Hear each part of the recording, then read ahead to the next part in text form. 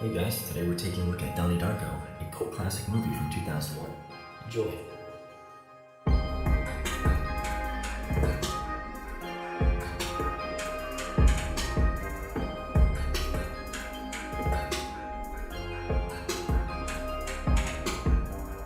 The movie opens with a boy mysteriously passed out in the middle of the road. He awakens, dazed and confused, then gets back on his bike and heads home. There's a message on the fridge waiting for him. Where's Donnie? Later in the evening, him and his family have dinner. Donnie's sister, Elizabeth, talks about school. She's on the midst of being accepted into Harvard. She really has her shit together, unlike Donnie. Donnie is quite hostile, making rude remarks towards both his sisters. Elizabeth becomes a bit aggravated, and Donnie retorts that maybe she should be the one in therapy instead of him. She counters, passive-aggressively asking him why he hasn't been taking his medication. Apparently, she wasn't supposed to know that. They proceed to throw profanities at each other until their mother steps in to break it up. After dinner, Donnie's mom enters his room and asks him where he's been going at night. Donnie aggressively asks her to get out, and she asks what happened to her son. He calls her a bitch, and she walks off. She heads back to her room, and her husband consoles her. Donnie takes his medication and goes to sleep. During the night, an ominous voice in Donnie's head awakens his subconscious. He gets up and sleepwalks outside as the voice drives him in closer and closer. A man in a demonic-looking bunny costume is seen in the distance. He tells him that the world is going to end in 28 days, 6 hours, 42 minutes, and 12 seconds. Donnie smirks in disbelief. Elizabeth arrives at the home at the dead of night. Suddenly, things start to shake as the house seemingly breaks apart. Donnie's father awakens as Elizabeth cowers in fear. The next morning, Donnie is woken up by his two neighbors. He apologizes for passing out on the golf course and heads home. He's greeted by the unpleasant sight of police and a ton of people at his house. They refuse to let him pass until he firmly asserts that this is his home. He watches in awe as a jet engine is hoisted out of his ring. Had he been there, it would have definitely spelled death for the troubled team. The FAA is there. They've arranged a hotel for the family while things are taken care of. Elizabeth smiles and tells Donnie that they have no idea where the engine came from. No plane was found. Back at the hotel, Donnie's parents reminisce about the tragic death of one of their high school classmates. They remark somberly on the fact that Donnie nearly shared the same fate. We're treated to a little montage of high school life before settling in with Donnie in class. His English teacher, Miss Pomeroy, questions the class about a short story called The Destructors. Donnie chimes in and gives an excellent answer, stating that destruction is a form of creation. Suddenly, a girl, Gretchen, enters the classroom. She just registered to the school. Miss Pomeroy playfully instructs her to sit next to the boy she finds the cutest. Of course, it's Donnie, who's played by Jake Gyllenhaal. Gretchen proudly claims her seat from another girl. On the ride home from school, Donnie and his father briefly discuss the plane incident. It remains a mystery where the engine came from. Donnie shouts, and his dad abruptly stops the car. He nearly ran over an old woman. Donnie steps out to check on her as she inspects an empty mailbox. She whispers something too quiet for us to hear to Donnie. At therapy, Donnie shares with his therapist, Dr. Thurman, that he made a new friend, an imaginary one, named Frank. He tells her that he told him the world was going to end, but he doesn't believe it. The next day at school, Donnie zones out while watching some goofy video about fear from a local motivational speaker. Frank begins to speak to him, telling him to pay close attention. Later that night, Donnie has visions of the future before awakening again in a trance-like state. Frank stands before him, but says nothing. Donnie grabs an axe and bludgeons a water maid as Frank watches from the shadows. The next morning, Donnie teases his little sister while waiting for the bus. Some other students run up, alerting the group that school is canceled today. There's been a flood. I wonder who's responsible. We cut to the scene of the crime. Students are gossiping about what happened, and we see that an axe was left embedded on a statue, accompanied by the words, "They made me do it." Gretchen is seen being harassed by two boys at another bus stop before Donnie steps in. He lets them know that school is canceled, and Gretchen suggests that he walk her home. Donnie asks Gretchen why she moved here. She explains that her parents had not the best relationship. Well, actually, her father stabbed her mother 4 times in the chest, though she survived. Donnie awkwardly shows some tidbits about his troubled past as well. He's got emotional problems, and even set an abandoned house on fire, which landed him a small stint in jail. Before they part ways, Donnie lets her know that he's really glad that school was canceled, because it led to them having this conversation. What a weird. Sorry. Yeah, that was a compliment. Donnie has another therapy session. This time, Dr. Thurman decides to whip out some hypnotherapy. Things take a turn for the sexual as Donnie starts talking about his lewd fantasies. I think black girls will work. Fortunately, Dr. Thurman awakens him from the trance with a clap, ending the session. The police are on the lookout for the culprit of the recent flood, having every student jot down "They made me do it" on the board. Donnie's turn is up, and they flag him as a suspect. He's later cornered in the bathroom by one of his bullies, who claims Donnie told the cops he did it. Things escalate as the bully holds a knife to Donnie's throat. Thankfully, he gets off easy. Donnie and the boys are seen cracking open a cup of cold ones and arguing about the sexual dynamics of Smurfs. No, I'm not making a joke. Their thrilling conversation is cut short by the sight of the old woman from earlier, almost getting run over. They call her Grandma Death. She's seen walking back and forth, endlessly checking her mailbox. An emergency PTA meeting is held. Miss Farmer is convinced that the cause of the incident can be tied back to the influence of the short story, The Destructors. She berates Miss Pomeroy and basically makes a fool of herself. Meanwhile, Donnie Darko is tripping balls. He speaks with Frank and tries to reach out to him, but a force field materializes, stopping him dead in his tracks. Frank explains that he can do anything, and so can Donnie. He warns him that everyone is in danger. Donnie asks where he came from, and Frank responds, Do you believe in time travel? Samantha walks in, asking Donnie who he's talking to. During English class, Donnie shares a poem he wrote that includes Frank. Miss Pomeroy inquires who Frank is, and Donnie shares that he's a 6-foot-tall bunny rabbit. Later, Donnie must sit through another goofy motivational video about fear and love. Miss Farmer's class is tasked with an exercise in which they get up, read a scenario, and then place it on the graph somewhere between the extremes of fear and love. Donnie staunchly rejects this concept, stating that life is not so black and white, and that there's a whole spectrum of human emotion being unaccounted for. His insubordination is punished during a parent-teacher conference. Miss Farmer shares with us the horrid profanities that came out of Donnie's mouth. He asked me to forcibly insert the lifeline exercise part to my anus. Afterwards, Miss Farmer questions Donnie's mother about her aptitude as a parent, and prays that her son does not fall into the path of fear. Thankfully, Donnie has some chill parents, and they buy him a bunch of stuff as a reward for sticking up to that kooky teacher. It's October 10th, and only 20 days remain until the end of the world. Donnie walks up to his science teacher, Dr. Monotov, and inquires about time travel. He enthusiastically opens up about wormholes, explaining that one could theoretically take a bridge through time. Before wrapping things up, Dr. Monotov shares a secret little treat with Donnie. He gives him a book, The Philosophy of Time Travel, written by one of the old science teachers at the school. She used to be a nun, and then one day suddenly rejected the church in favor of science. Donnie examines the cover and notices with shock that the author is Roberta Sparrow.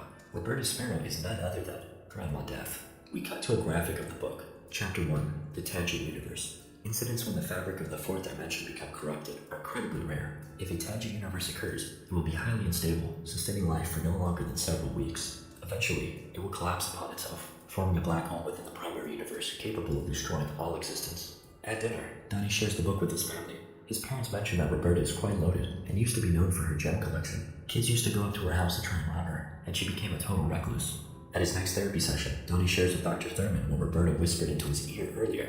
She said that every living creature on Earth has one. Donnie sits with his father and some friends as they watch football. He's looking a little loopy. He looks at his father and notices an amorphous water-like blob extending out from his chest. He draws out a path towards the kitchen, and within moments, his father follows said path.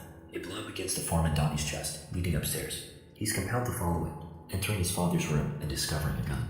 A mere 12 days remain. We learn a little bit more about time travel as Chapter 2, Water and Metal, flashes on the screen. Water and metal are the key elements of time travel. Water is the barrier element for the construction of time portals used as gateways between universes at the tangent vortex, whatever that means. Donnie is seen carving pumpkins with Elizabeth. He's carved Frank's face onto his pumpkin, with Elizabeth remarking that it's scary. Donnie doesn't seem to agree. You think? Donnie's parents meet with Dr. Thurman. In her professional opinion, Donnie is suffering from paranoid schizophrenia and is experiencing daylight hallucinations. She recommends they up his medication and do more hypnotherapy. While at the arcade with Gretchen, Donnie talks to her about his sleepwalking episode, while Chapter 7 flashes across the screen. The manipulated living. They assist the living receiver in returning the artifact to the primary universe. The manipulated living will do anything to save themselves from oblivion. Jim Cunningham, the local motivational speaker, hosts a seminar at the school. He takes questions from students and spews generic BS answers about fear and self-love. Donnie takes the mic and asks him how much he's being paid to be here, basically calling him out for being a charlatan. Donnie's escorted out as the crowd of students fervently applaud him. Afterwards, Donnie talks to Gretchen about Grandma Death and her book, The Philosophy of Time Travel. He reveals that he's been having disturbing visions that are accurately detailed in the book. They pay a visit to her house, but no one opens the door. They inspect her mailbox, but spot her watching over them. Frank's voice enters Donnie's mind, telling him to send her a letter. We see an overlay of Chapter 4, The Artifact and the Living, while the jet engine from earlier is shown in the background. Artifacts provide the first sign that a tangent universe has occurred. These artifacts are formed from metal. Miss Pomeroy introduces a new book to the class, Watership Down. She walks by Donnie and whispers in his ear. Maybe you and Frank can read this one together. Chapter 6 appears, The Living Receiver. The Living Receiver is chosen to guide the artifact into position for its journey back to the primary universe. They are often blessed with powers such as increased strength and telekinesis. They are often tormented by terrifying visions and hallucinations. Sounds familiar. Donnie is walking home from class when he spots a wallet on the ground. It's Jim's. Frank's voice chimes in. I know where it is. Sometime later, Donnie and Gretchen are given a presentation in class when the two bullies bring up the stabbing of Gretchen's mother. She runs off after class, and Donnie chases her. She stops, turns around, and lunges in for a kiss. How romantic. They go to watch a movie, and Frank appears as Gretchen sleeps. Donnie asks him why he wears that stupid bodysuit, and Frank counters. Why are you wearing that stupid man suit? He does have a point. Donnie asks him to reveal himself, and he does. Frank is just an ordinary guy. Well, aside from that gaping eyelid, he instructs Donnie to watch the movie screen as an opening emerges. Have you ever seen a portal? Frank then tells him to burn it down. Donnie cloaks himself in his hoodie before walking off, leaving Gretchen. He dons a mischievous expression before heading out. Meanwhile, a talent show is taking place with Donnie's little sister, Samantha, leading a dance group. Miss Farmer gives them some words of encouragement before they perform.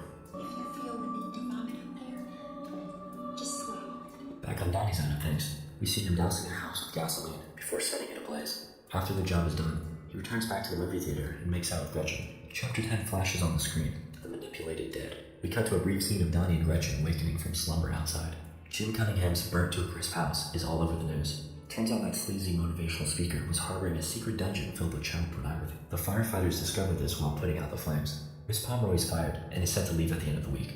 The girls' dance group wants an invitation to a show in LA, and Donnie's father is away for business, setting the stage for the movie's final act. Miss Farmer, a big fan of Jim's, is convinced the allegations are false. She believes there must be some conspiracy and wishes to testify in his defense. She asks Donnie's mother to take her place as chaperone for the LA trip. Before departing, Donnie's mom checks in on him, but first stumbles upon a disturbing drawing of Frank in his room. She tells him she'll be leaving and that Elizabeth is in charge. If he needs anything, he should call Dr. Thurman. Donnie asks her what it's like to have a wacko for a son. With teary eyes, she tells him it's wonderful and comforts him. We see Donnie handling a letter from Roberta Sparrow, and then cut to Donnie's mother and sister departing. Before they head out to the airport, Donnie wishes his mother and little sister farewell.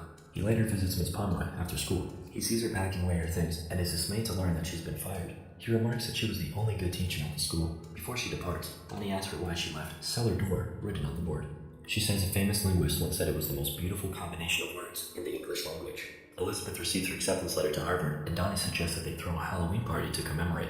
She agrees. Chapter 9 flashes on the screen. Insurance trap. The manipulated dead will set an insurance trap. The living receiver must ensure the fate of all mankind. Gretchen arrives at the party, but is worried about her mother, who has gone missing. Donnie takes her upstairs, and they fool around and take their minds off things. Only 6 hours remain. Donnie is seen going loopy as a time channel emerges from his chest. It leads him to the fridge, which has a message that reads, Frank was here, went to get beer. He tells Gretchen and his 2 other friends that time is running out, and they have to come with him. They ride out on their bikes to Roberta Sparrow's house. He sees Cellar door. him and Gretchen enter. She messes around on the piano inside before 2 people in masks grab them from behind and drag them outside. It's the 2 bullies that have been tormenting them since the beginning. They were trying to rob the place. A car is spotted driving up, and the kids disperse, thinking it's the cops. Donnie and Gretchen are left behind in the dirt. As the car closes in, it swerves erratically to avoid Roberta, who is standing in the middle of the road, reading Donnie's letter. Gretchen screams out for Donnie before her fate is sealed. The car runs her over. Donnie stumbles to Gretchen's body. She's lifeless. A man in a costume steps outside of the car and looms behind them. He's holding a bunny mask. Frank looks on with sorrow and confusion. Donnie stares him down and shoots him, leaving a gaping wound in his right eye. Roberta lurches up to Donnie and tells him a storm is coming. He takes Gretchen's body with him and drives off to get closer to the newly formed vortex. He watches on and laughs at the absurdity of the situation. A plane flies over the vortex. It's his mother and sister's returning flight. Donnie uses his telekinetic powers to rip off the jet engine, which is the artifact, and then sends it through the time portal back to the primary universe. He gets back in the car and smiles at Gretchen's dead body, knowing that everything's going to be okay. The last 20 days rewind, and Donnie is back in his bed. He laughs about what he thinks was a ludicrous dream, then goes back to sleep. The jet engine crashes in his room, killing him. Chapter 12 flashes on the screen. Dreams. When the manipulated awaken from their journey into the tangible universe, they are often haunted by the experience in their dreams. We see a montage of the different characters waking up with feelings of regret, confusion, and sadness. The aftermath of the accident is a scene of sorrow as Donnie's family weeps. Gretchen rides up on her bike and asks what happened. She locks eyes with Donnie's mother, and they share a laugh.